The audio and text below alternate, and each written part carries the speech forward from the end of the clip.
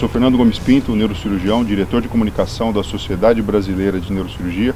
E estou muito feliz de estar aqui com Verônica Hipólita, recordista das Américas, medalhista da Paralimpíada do Rio de Janeiro de 2016. Muito obrigado por estar aqui conosco agora. Obrigada eu pelo convite, espero que possamos ter um bate-papo bem divertido. Me conta uma coisa, você começou no mundo do esporte primeiro com o judô, foi isso? Na verdade eu sempre fiz parte do mundo do esporte. Meus pais sempre acreditaram que ele é uma ferramenta educacional de desenvolvimento social muito forte. Então sempre fiz de tudo, o que não significava que eu era boa. Quase me afoguei na competição de natação, um monte de coisa. Mas o primeiro esporte que eu me encontrei foi o judô. E isso você tinha quantos anos, Verônica? Quando eu me encontrei no judô eu tinha 10 anos mais ou menos. Então você começou novinha? Eu comecei. Novinha. Meus pais dizem que eu e meu irmão, que a gente sempre praticou o esporte juntos, a primeira vez que a gente entrou foi na ginástica com 4 para 5 anos, ginástica olímpica. Agora me explica uma coisa, o seu sobrenome Hipólito, vocês são tudo primo, não são? Explica pra gente aqui. Eu acho que nem conhecidos nós somos. Quem sabe um dia a gente se conheça, mas não tem nada. Tanto que eles são de Santo André, a Daniela e o Diego Hipólito começaram no mesmo clube que eu, e não tem nenhum parentesco. Mas conta pra mim, e como foi que você acabou começando no judô, daí foi pro atletismo, hoje você corre, e como para-atleta, como é que, quais são os problemas que você precisou enfrentar e, enfim, que acabaram te colocando nessa situação? Então, eu estava me encontrando muito bem no judô, estava indo para vários campeonatos, mas uma consulta de rotina com a ginecologista, porque a minha menstruação estava muito regular, ela percebeu que tinha algo errado, que me passou por um hematologista, e aí me passou para um neurocirurgião, e o neurocirurgião disse que eu tinha um adenoma hipofisário. Isso foi quando? Quando eu tinha 12 para 13 anos, em novembro de 2009. Tudo isso foi resolvido em novembro de 2009. O neurocirurgião, na época o Marco Túlio Sete Santos, disse que eu tinha um microadenoma hipofisário.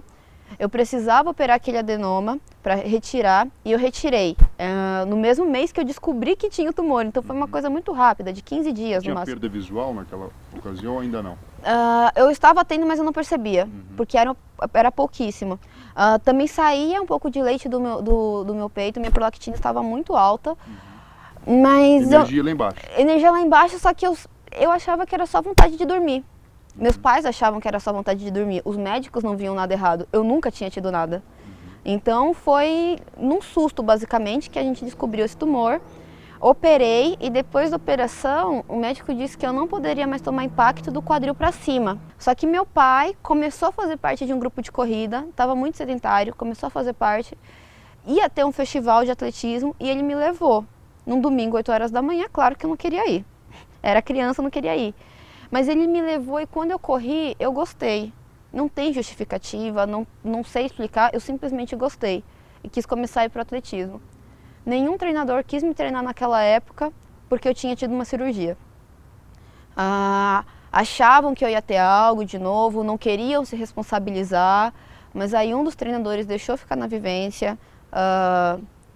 Vivência aquilo. Vivência que é? Vivência. Treinar junto com o pessoal? Vivência é treinar junto, é você não ter obrigação de viver como atleta. Se você quiser faltar, você pode comer como você quiser. Você não vive para ser um atleta. Você está correndo, você está saltando, você está jogando. É a famosa pelada de futebol aos finais de semana ou de quarta-feira. Ninguém tem obrigação de nada.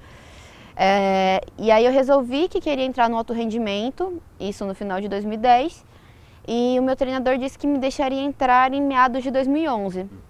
Só que em março de 2011, quando eu tinha 14 para 15 anos, eu tive um AVC. Puxa vida. Muito nova, né? Bem nova, e eu não sabia que era um AVC na hora que eu estava tendo. Também acho que seria difícil eu saber. Só estava eu e minha irmã em casa, eu senti um pouco de dor de cabeça, dificuldade para falar. Uma faixa de formigamento passava por mim e por onde passava eu deixava de sentir. Lado direito do corpo. Dificuldade de falar, lado direito do corpo. Lado direito do corpo, esquisito, uma faixa de formigamento passando. Por onde passava essa faixa de formigamento, eu parava de sentir. Até que uma hora minha mão entrou e eu fiquei com medo de descer as escadas, mas mesmo assim eu tentei. batia na mesa para tentar falar com meu irmão, saíam palavras completamente desconexas. Eu me lembro... Seu irmão tem quantos anos? Meu irmão, ele é 1 ano mais velho do que eu. Hoje ele tem 22, né, porque ele tinha 15 anos. Ele ligou para minha mãe, falou que achava que eu não estava respirando, mas para ela vir rápido. E a minha mãe achou que era algo do tumor, algo da cirurgia, alguma recidiva, alguma coisa. Quando eu cheguei no hospital, eles demoraram muito para me atender. Achavam que era uma dor de cabeça comum, achavam que era uma criança fazendo um estardalhaço. E aí a minha mãe tentava falar lá que eu tinha operado, mesmo assim demoraram. Eu não me lembro muito o que aconteceu nesse meio tempo. Eu sei o que minha mãe me conta, que ela e meu pai foram brigar, e aí ligaram para o meu médico, meu neurocirurgião, que conseguiu ligar lá no hospital, e aí me internaram, e numa tomografia viram que eu estava tendo um AVC. Quando eu acordei e falaram que eu tinha tido um AVC, eu não entendia muito bem o que era aquilo, eu só sabia que eu não conseguia me mover direito. Do lado direito do lado direito do corpo, eu não conseguia levantar o braço, eu não conseguia falar. Quando eu falava era em soquinhos, eu não consigo, era uma coisa que eu estava estranhando muito. Mas meu médico chegou até mim, falou que eu teria que fazer fisioterapia, fonoaudiologia, explicou tudo para os meus pais. Isso acontece por quê, né? Provavelmente foi do lado esquerdo, a área da fala está do lado esquerdo, por isso que você manifestou dificuldade de falar. E o lado contralateral, motor é dominado pelo lado esquerdo. Provavelmente o lado acometido foi aqui. E na época a gente não sabe. Eu não sabia o que estava acontecendo. Meus pais não sabiam o que tinha acontecido. Achavam que era algo do tumor, do adenoma hipofisário. Então, e assim, se eles não tivessem brigado, se eles não tivessem corrido atrás, não tivessem ligado para o meu médico, eu não sei se eu estaria aqui conversando. Não sei se eu estaria hoje ganhando medalhas ao redor do mundo. Porque acharam que era uma simples dor de cabeça. Depois disso, muitas sessões de fisioterapia, de fonoaudiologia. Quer dizer, naquele momento você achou que estava fora do esporte? Eu não acredito, eu não achei isso. Você nunca achou isso? Nunca achei isso. Eu falava Mas assim, eu me arrastava, meus pais se preocupavam, mas eles nunca falaram que algo seria impossível para mim. Você ficou sem andar alguns dias? Fiquei. E andar sem mancar demorou cerca de 8, 9 meses. E aí depois desse período de reabilitação, aí você começou a treinar? Usei o atletismo como reabilitação. Tá. A fisioterapia me ajudou muito, mas eu ainda mancava. E aí em 2012, eu mudei de equipe. Eu demorei muito para entrar naquela equipe, porque pediram muitos exames para mim, para ter certeza que não aconteceria nada. O treinador era treinador da equipe paralímpica e olímpica. E ele me via mancando, ele me via trazendo o braço para dentro, ele me via com déficit de força no isocinético muito grande. Eu tinha ataxia muito frequentemente. Só que eu não sabia que eu tinha uma sequela de AVC. Nem meus pais, ninguém explicou isso pra gente. Ficou uma coisa no ar, na verdade. Ficou uma coisa no ar. Tanto que quando ele perguntou pra mim por que eu mancava, a primeira coisa que eu pensei em pedir era desculpa, porque eu não sabia o que acontecia. No colégio, chegaram a pedir pra mim uma época para eu esperar todo mundo descer as escadas para depois eu descer, porque eu estava travando a saída dos alunos. Então eu não sabia o que estava acontecendo, eu estava ficando para baixo de certa forma. E aí ele falou para mim, não, acho que todo esse tempo que você estava treinando como equipe olímpica era paralímpica. Aí foi a chavinha. Aí foi a chavinha. Só que de início, para mim ainda era estranho. Paralímpico para mim eram pessoas que tinham amputações ou eram cegas ou cadeirantes. E depois... Quer dizer, isso não só para você, para muitas pessoas do Brasil aí que não conseguem entender toda essa... Aliás, até gostaria que você explicasse rapidamente essa definição aí de paralímpico. Paralímpico. Né? Porque isso que você está falando é real, todo mundo imagina que só quem é amputado que é paralímpico, e não é isso. Não é isso. Primeira frase que eu gosto sempre de repetir, todo paralímpico é deficiente, todo atleta paralímpico é deficiente, mas nem todo deficiente é atleta paralímpico. Às vezes um atleta paralímpico para natação não é para atletismo não é para bocha. Existem várias classificações que são divididas entre física, visual e intelectual. E aí você começou a treinar como para-atleta, e em 2016, de repente, Rio de Janeiro, Olimpíada, duas medalhas para o Brasil. Na verdade, as portas se abriram em 2013, quando eu classifiquei como paralímpica, quando numa competição, minha quarta competição oficial foi um campeonato mundial, Não era esperado que eu ganhasse, mas eu ganhei o campeonato mundial e bati o recorde mundial. E aí todas as portas se abriram. Naquele momento, em seguida, eu falei, daqui eu não caio mais, daqui eu só vou melhorando e melhorando. 2014, 2015, 2016, Paralimpíadas. E aí eu consegui ganhar a prata nos 100 metros rasos e o bronze nos 400 metros. Os dois com super gostinho de ouro, porque ainda tive outras cirurgias, tive o tumor, o adenoma hipofisário chegou a voltar na minha cabeça em 2013, comecei a tratar com remédio, anemia várias Quer dizer, vezes. você acabou fazendo a Paralimpíada do Rio usando remédio? Usando remédio. Puxa vida, que determinação, hein? Eu sempre falei que eu não quero viver o resto da minha vida no IC. Se acontecesse, se eu tentasse, então eu vou tentar. O que poderia ter acontecido? Eu não ter ido para as Paralimpíadas, mas eu tentei. Voltei para a seleção, fui para as Paralimpíadas, consegui a final, ganhei a prata e o bronze. Que bacana.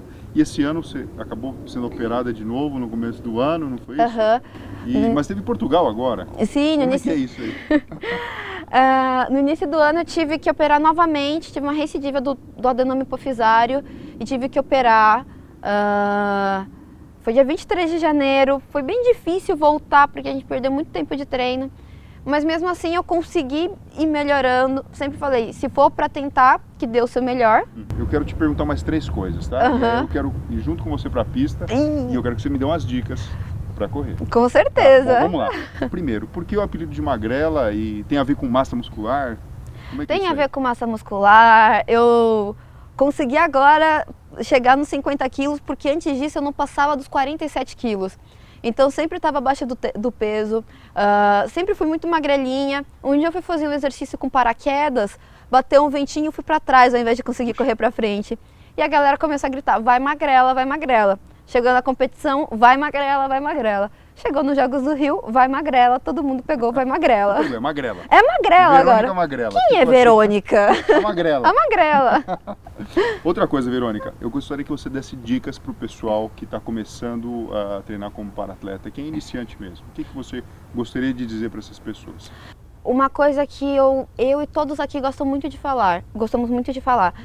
Não se vejam como deficientes praticando o esporte. Vocês são atletas. Vocês podem tudo o que vocês quiserem. Muitos vão olhar de canto de olho, muitos vão ter algum tipo de preconceito. Preconceito, tá começando a ver aquilo, não sabe o que é, mas não desista, continue tentando, dê o seu melhor. Procure um clube na sua região, um treinador, o Comitê Paralímpico Brasileiro. Acho que assim, o esporte me salvou muitas pessoas aqui e pode te salvar também. E você tendo ou não uma deficiência. E também um recado, se possível, para as pessoas que não têm deficiência, mas que têm algum amigo, algum colega, algum parente que passou por alguma coisa e pode se tornar um para-atleta, incentivem, acreditem. Para desacreditar, tem muitos, para acreditar, são poucos. Seja um desses poucos e ajude. Meus pais acreditaram em mim e olha onde eu cheguei. E para a gente encerrar, eu queria que você desse uma dica para os meus amigos neurocirurgiões da Sociedade Brasileira de Neurocirurgia, para todos os profissionais da área de saúde, porque assim, o que preocupa a gente cuida das pessoas, e muitas vezes os profissionais da área da saúde não cuidam de si mesmos. Sim. Entendeu? Então, sedentarismo, obesidade, a gente sabe que isso impacta em pressão alta, diabetes, colesterol alto, um monte de problema. Como iniciar a prática de atividade física e como transformar isso numa atividade rotineira? Da forma mais simples e mais óbvia possível, que é começando. Você tem que se impor uma meta e de tentar começar. Vai o primeiro dia, depois o segundo, o terceiro, um passo de cada vez. Você não precisa ir para ganhar uma medalha. Você não precisa ir para umas Olimpíadas, para o Mundial, para bater um recorde mundial. Você precisa ir por você, pela sua saúde, pela sua vida. Hoje, todo mundo pode estar bem. E daqui 10 anos? E daqui 15 anos? Como que vai estar? E o esporte, como eu disse, salva. Salva você tanto em questão de saúde, quando é uma coisa mais séria, algo de uma deficiência, tanto em questão financeira, muitas pessoas melhoram financeiramente, mas te salva nas formas mais simples também, que é resgatar a tua vida, que é te dar uma vida social, que é te apresentar novos caminhos, novas pessoas, novas culturas, novos hábitos e hábitos bons. Então, comecem, tentem.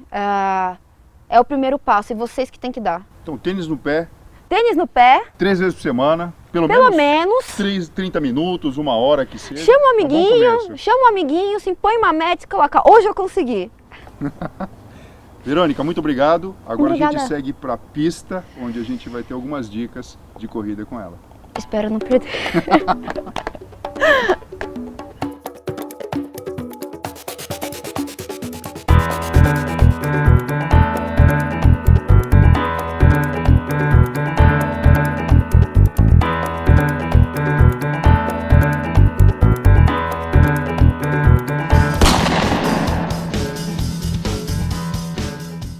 Foi bem rápido. Obrigado, viu? Obrigada eu. Muito carinho. Ganha mais vezes. Não precisa correr. Uma coisa que eu acredito muito. Teremos muitos problemas ao longo da nossa vida. Tudo vai ter solução. Se concentrem sempre na solução.